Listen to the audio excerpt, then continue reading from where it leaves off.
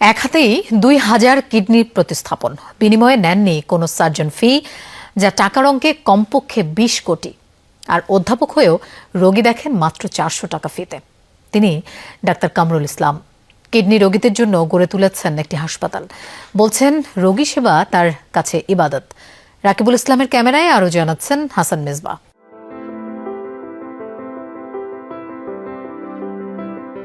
জ্বলল ওটি লাইট, প্রস্তুত হচ্ছে অপারেশন থিয়েটার। ওটি ড্রেস পরে তৈরি হচ্ছেন অধ্যাপক ডাক্তার কামরুল ইসলাম। এই প্রস্তুতি ২০০০তম কিডনি প্রতিস্থাপনের। পাশাপাশি ২ অপারেশন থিয়েটারে চলে কিডনি দাতা ও গ্রহীতার অস্ত্রোপচার। ৫ থেকে ৭ ঘন্টা লাগায় দিনে একটির বেশি প্রতিস্থাপন সম্ভব হয় না। ১১ জন চিকিৎসক সহ এই টিমে আছেন ২১ সদস্য। ২০০৭ সাল থেকে মঙ্গলবার পর্যন্ত প্রতিস্থাপন হয়েছে ২,০০০ কিডনি। অস্ত্রোপচারের সফলতার হার ৯৬%। একটা মানুষ যখন ভালো হয়ে যায়, এই ভালো কাজ থেকে যে ভালো লাগা, এটা একটা বড় স্পৃহা আপনার নেক্সট কাজটা করার জন্য। সপ্তাহে ৬ দিনই ট্রান্সপ্লান্ট করতে হচ্ছে। তারপরেও রোগীর এত চাপ, দেখা যায় যে ১০০টা রোগী বসে আছে। মাসে আমরা এখন ২৫ থেকে ২৬টা ট্রান্সপ্লান্ট করতে পারি। তাহলে ১০০ পেশেন্ট করতে আমার ৪ মাস লেগে যাবে। বিদেশে কিডনি প্রতিস্থাপন ব্যয় ৩০ থেকে ৫০ লাখ টাকা, আর অধ্যাপক কামরুলের হাসপাতালে তা সব মিলিয়ে ২,১০,০০০। কিডনি প্রতিস্থাপন করা চিকিৎসকদের ফলো আপ চিকিৎসাও দেন বিনামূল্যে, নেন না ভিজিট, লাগে না রোগ নির্ণয়ের ফি পর্যন্ত। শুধু তাই নয়, হাসপাতালে ভর্তি রোগীরা খাবার পান বিনামূল্যে। আমার যে আর্নিং হয়, সে আর্নিংটাও আল্লাহ পাকের। আমি এইভাবে ফিল করি, দিস ইজ নট মাই মানি। আমার মানিটুকু, আমার যেটুকু দরকার, আমার হয়তো খাওয়া দাওয়ার দরকার, বাসা ভাড়ার দরকার, গাড়ির দরকার, এই এর দরকার, এগুলি মধ্যম পন্থায় করতে হবে। ভিজিট দিয়েই যাবে, না দিতে পারলে নিলাম না। কত রুগী দেখতেছে, একটা দুটো না নিলে কি আসে যায়? কিচ্ছু আসে যায় না। দিতে পারলে যেটুকু দিল, ওইটা তো ওই পরিমাণটা আমি একটু কমায় রাখতে চাই।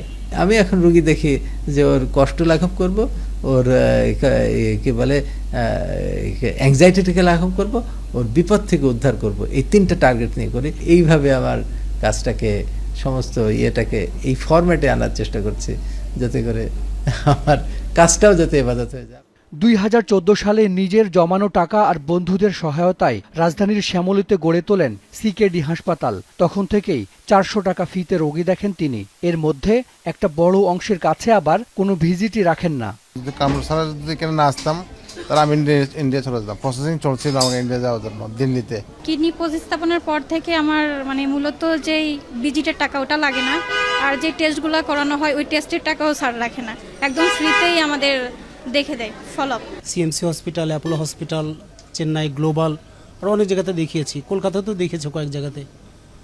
আমার কাছে মনে হয়েছে কামরুল স্যারের কাছে আস্থা পাওয়া যায়, আমি যে আস্থাটা পুরোপুরিভাবে ভারতেও পাচ্ছিলাম না। আমাদের এই হসপিটালে ৪৫০ জনের বেশি স্টাফ চাকরি করে।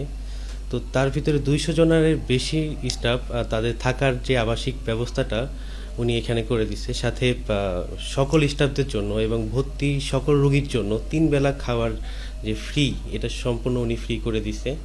কামরুল ইসলামের দেশসেরা চিকিৎসক হওয়ার পেছনে তার মা অধ্যাপিকা রহিমা খাতুন। ৭১-এর মহান মুক্তিযুদ্ধে তিনি তার স্বামীকে হারান।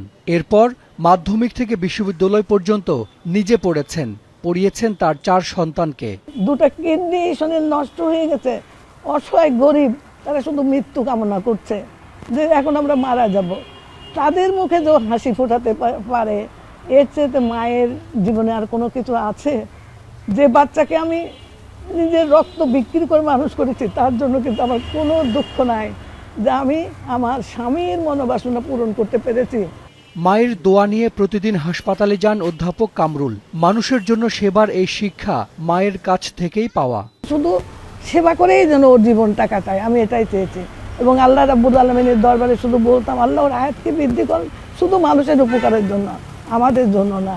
মানুষের উপকার করে মানুষ যদি বেঁচে যায়, তাহলে আমরাও বেঁচে থাকবো।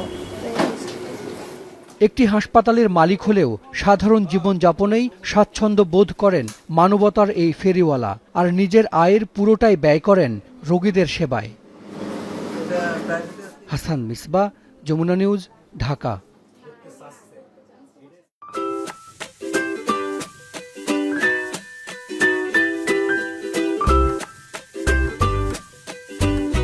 From Nestlé.